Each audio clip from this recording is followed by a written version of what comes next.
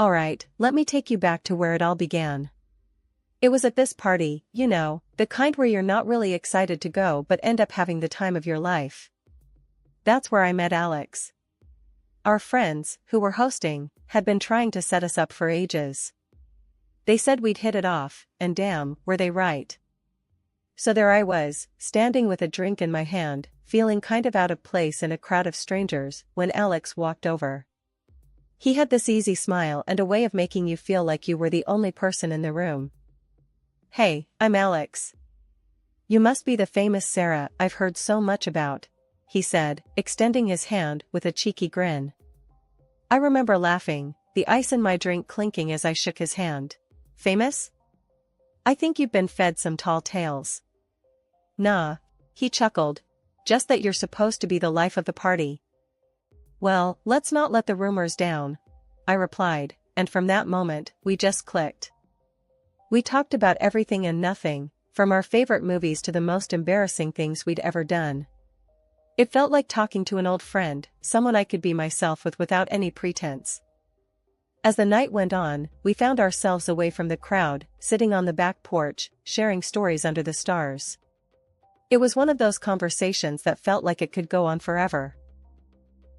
"You know, my friends thought this would be a good setup, but I think they underestimated how much we'd actually get along," Alex said, looking genuinely surprised. I smirked, taking a sip of my drink. "Yeah, I was ready to bail the minute I got here. Glad I didn't." "That makes two of us," he replied, his eyes locking with mine in a way that made my heart skip a beat. Just then, some drunk guy stumbled out onto the porch, breaking the moment. "Hey, you two gonna make out or what?"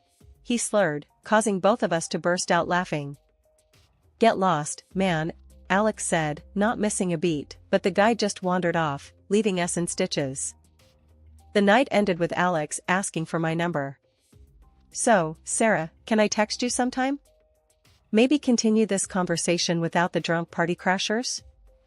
I grinned, feeling that flutter in my stomach again. "I'd like that," I said, and gave him my number. Walking home that night, I couldn't stop smiling. I had a feeling that this was the start of something special. Little did I know how right I was, and just how much of a roller coaster was waiting for us down the line. The day Alex and I decided to meet his parents, my stomach was in knots. I knew they were well off, living in a world that seemed miles away from my simple upbringing. Alex tried to ease my worries on the drive over, his hand finding mine as he glanced my way. "They're gonna love you, Sarah. Just be yourself," he reassured, squeezing my hand. "Yeah, if being myself doesn't include being a nervous wreck," I muttered, trying to smile. We pulled up to a house that looked more like something out of a magazine than a place where people actually lived. It was massive, the kind of place with more rooms than you'd know what to do with. As we walked up to the front door, Alex gave me an encouraging nod, and we stepped into the lion's den. His mom, let's call her Elaine, greeted us with a smile that didn't quite reach her eyes. His dad, whom we'll call Richard, was more straightforward, offering a firm handshake that felt more like a test of strength than a greeting. "So, you're the girl Alex has been spending all his time with," Elaine said, leading us into the living room. Her tone was polite, but there was an edge to it that made me brace myself. "Yes, Mrs. Jackson. It's so nice to finally meet you," I said, my voice a bit too high-pitched even to my own ears. "Dinner's ready. Let's eat," Richard announced, cutting through the awkward pleasantries. Dinner was an exercise in dodging subtly sharp questions and trying to make small talk that felt like pulling teeth. Elaine was particularly skilled at backhanded compliments. "It's so brave of you to pursue a career in web design, especially coming from such a humble background," she said, her eyes scanning me like I was an interesting specimen under a microscope. "Yeah, well, we can't all inherit a business, can we? Gotta work with what we've got," I shot back, a little more defensively than I intended. Alex shot me a look, a mix of admiration and "please let's not start a war at the dinner table." Richard, for the most part, stayed out of the fray, focusing on his food more than the conversation. But when he did chime in, it was with pointed questions about my intentions with Alex. So, Sarah, where do you see yourself in 5 years? Still trying to make it in web design, or have you considered something more stable? I took a deep breath, trying not to let my irritation show. Well, Richard, I'm pretty committed to my goals. Stability is great, but so is following your passion, right? The dinner dragged on, with every course feeling like another round in an invisible boxing match. By the time dessert was served, I was mentally exhausted, running on autopilot. On the drive back, Alex was quiet, a storm brewing in his eyes.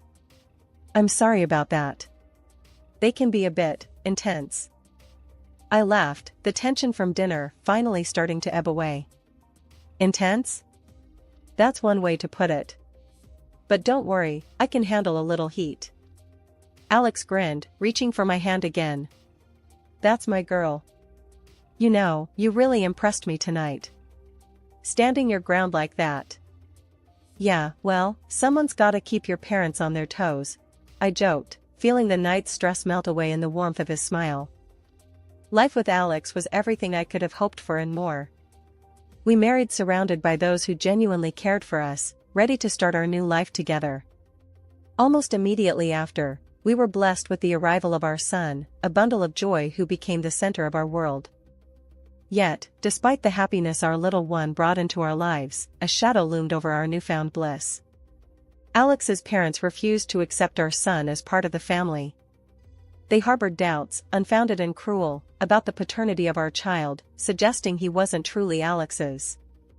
One evening, after we'd put our little guy to bed, Alex and I were slumped on the couch, each nursing a cup of tea, when he dropped the bombshell. Sarah, my mom called today. He began, the words heavy.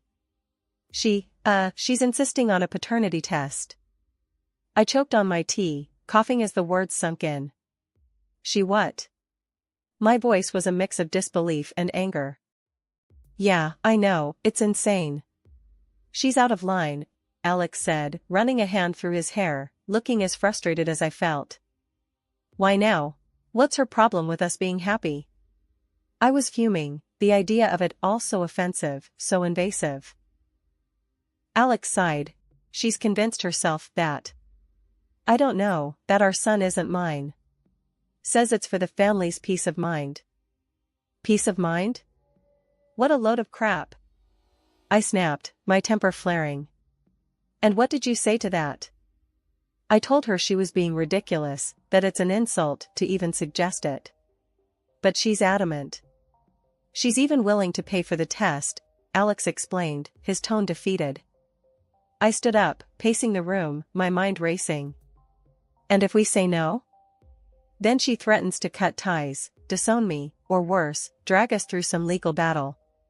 She's bluffing, I think. But Sarah, I don't want this hanging over our heads. I stopped pacing, looking at him, the anger simmering down to a painful realization. So, we just do it? Prove her wrong and shove it in her face? Alex nodded. Yeah. We do it, not for them, but for us. To end this nonsense. The day of the test, we were a quiet storm of nerves and silent defiance. The clinic was sterile and impersonal, the process clinical and cold. We gave our samples, our little guy oblivious to the tension, babbling happily in my arms. On the ride home, Alex tried to lighten the mood. Imagine the look on her face when the results come in. Congratulations, it's a grandson. I couldn't help but snort, despite the situation. She'll probably accuse the lab of being in on a conspiracy. We laughed, a brief respite from the weight of it all. The wait for the results was agonizing, each day stretching on. When the envelope finally arrived, we sat together, hand in hand, as Alex tore it open. Reading the results, a mix of relief and vindication washed over us. 99.99% Alex was indeed the father. I grabbed the phone, dialing his mother's number, before I could second-guess myself. Mrs. Jackson, you might want to sit down for this. The test results? Alex is the father. Shocking, right? My voice dripped with sarcasm. There was a pause on the line, a moment of silence that spoke volumes. Well, I suppose that settles that, then, she said, her voice cold, devoid of apology. Yeah, it does. And let me make something clear, I continued, my voice steady and firm. This is the last time you question my family. The next time you want to play detective, maybe start with a mirror. It's been 10 years. Life had settled into a comfortable rhythm for us, despite the lingering shadows of past conflicts. Then, out of the blue, on a lazy Sunday afternoon, my phone rang. The caller ID flashed a name that made my heart sink and my stomach twist into knots: Elaine, Alex's mom. I glanced at Alex, who was sprawled on the couch with our son, both engrossed in some cartoon that involved more explosions than dialogue. He caught my look and mouthed, "Who is it?" When I showed him the phone, his eyebrows shot up in surprise. Taking a deep breath, I answered, bracing myself. "Hello? Sarah, it's Elaine. I know we haven't spoken in a while, but I wanted to wish my grandson a happy 10th birthday," she said, her voice softer than I remembered. I was taken aback, not only by the call itself, but by the gentleness in her tone.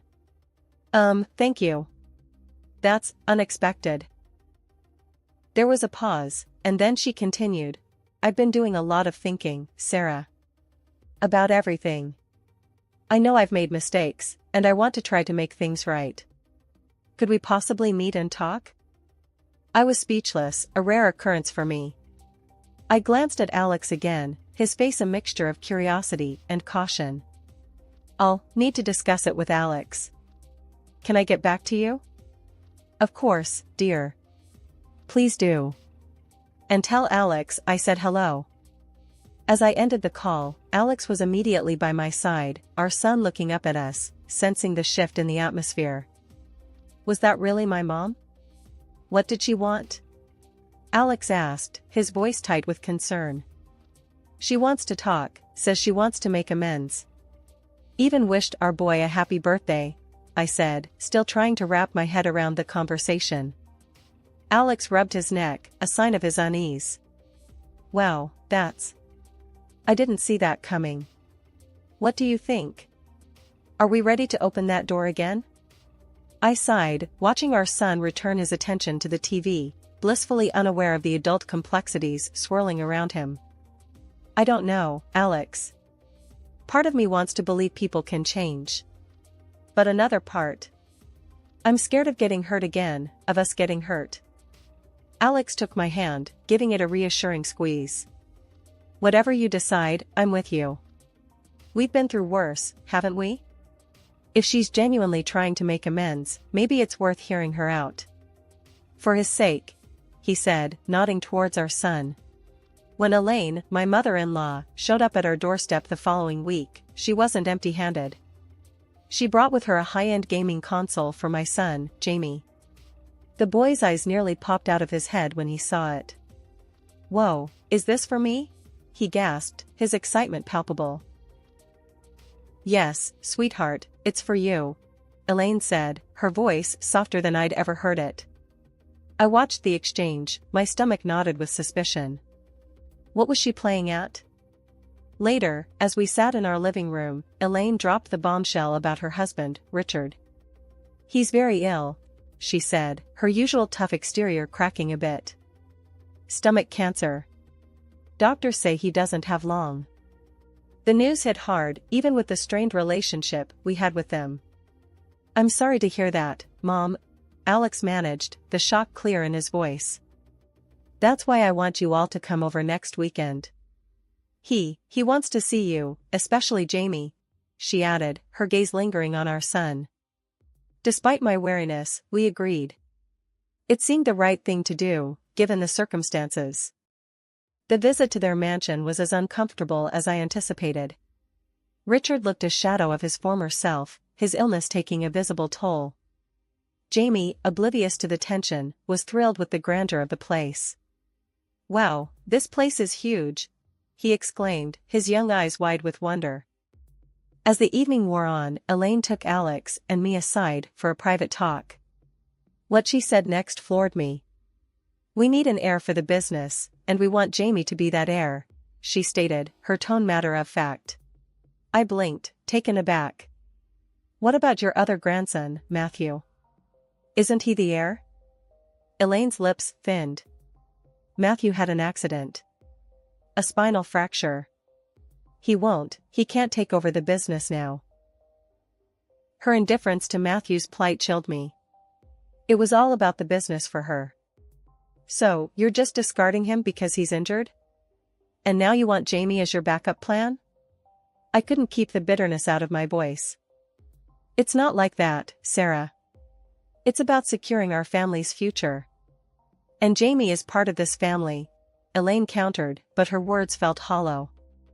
Alex and I exchanged a look, a silent agreement passing between us.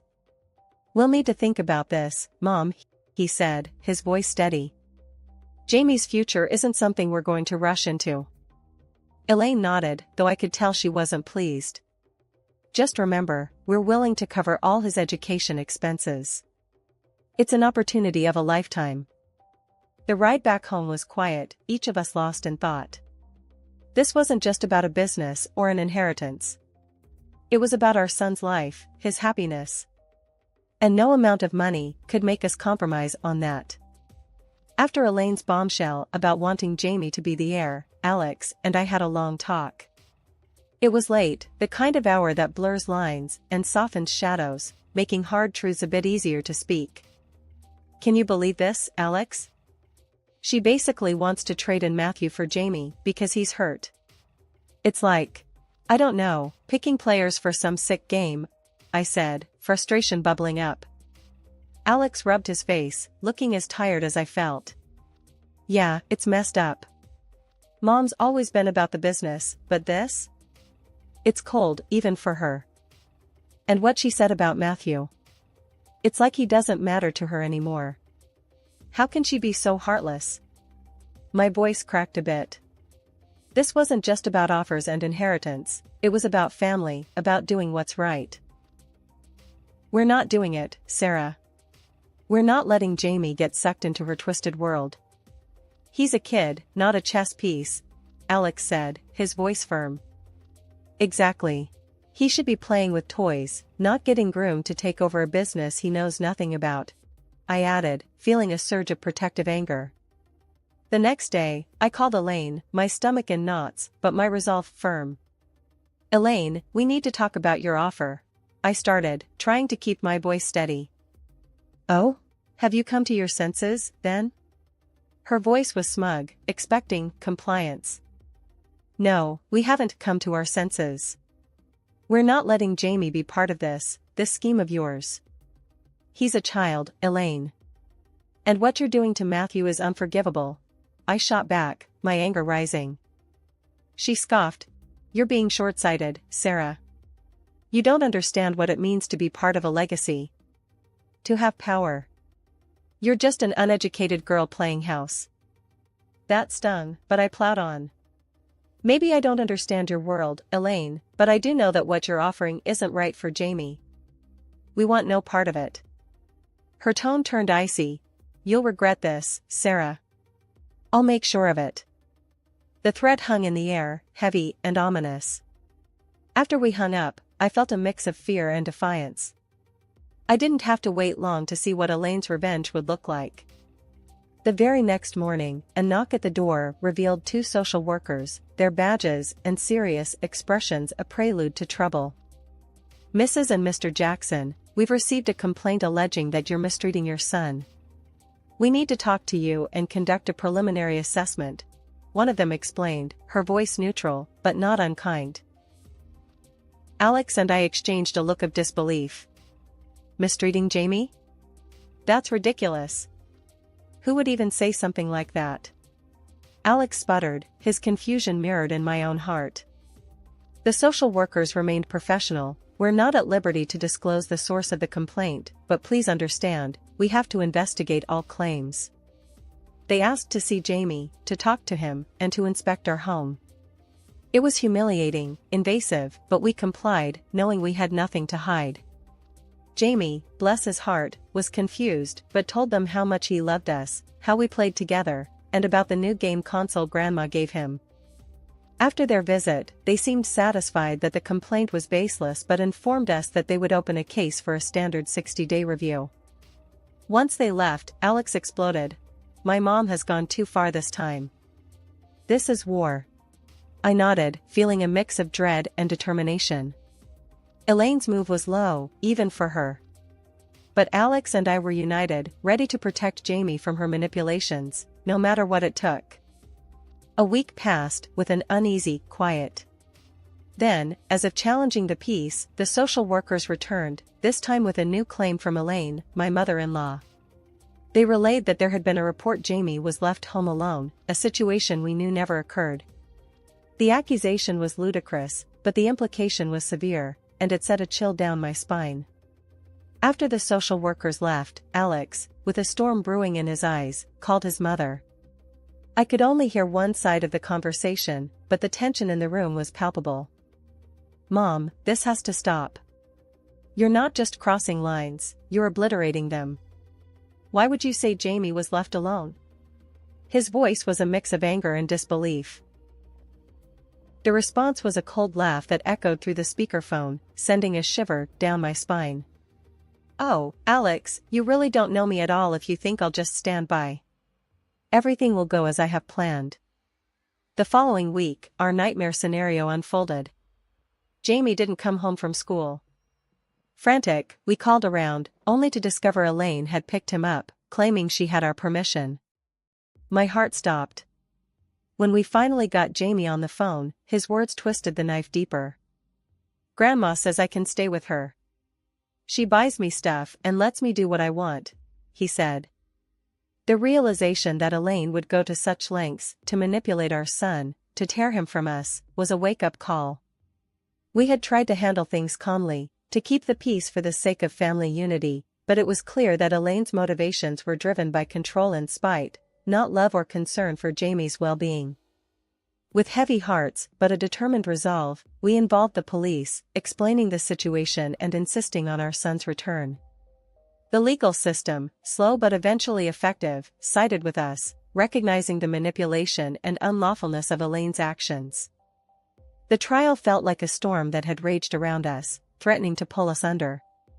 But when it finally passed, the skies cleared in a way we hadn't expected. Richard's death came as a shock, a somber reminder of how fleeting and fragile life could be. Yet, in his passing, he left behind a message, a final act that would redefine the future of our family. It turned out Richard had made some unexpected decisions regarding his estate. Most of it was left to Alex and me, a gesture that spoke volumes of his silent observations and perhaps his regrets. He also made sure to provide for his eldest grandson's rehabilitation, a sign of love for his grandchild despite everything. Elaine was left with just a small monthly allowance, a decision that, no doubt, came as a shock to her. One evening, Alex and I sat down with Jamie, the glow from his nightlight casting soft shadows across his room. It was time to talk about the future, about the choices, and the legacy his grandparents had left behind.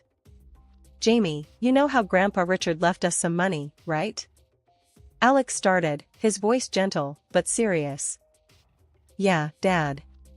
Does that mean I can get more video games?" Jamie's innocent question brought a smile to my face, a brief moment of lightness in the gravity of our conversation. "It means a lot more than that, Bud," I chimed in, ruffling his hair. "It means you have options for your future. For school, for what you want to be when you grow up." Jamie looked between us, his young mind trying to grasp the weight of our words. "But I don't know what I want to be yet." "Is that okay?" "Absolutely," Alex assured him. "The most important thing is that you get to choose, to find what makes you happy. And we'll be here to support you, no matter what." "And what about Grandma Elaine?" Jamie's question hung in the air, a reminder of the wound still healing. "We'll deal with that as it comes. But for now, let's focus on us, on our family," I said, hoping to ease his concerns. The days that followed were filled with discussions about trusts, scholarships, and savings for Jamie's education. We wanted to ensure that whatever he decided to pursue, the resources would be there to support him. It wasn't just about securing his future financially, It was about giving him the freedom to dream, to explore, and to become whoever he wanted to be.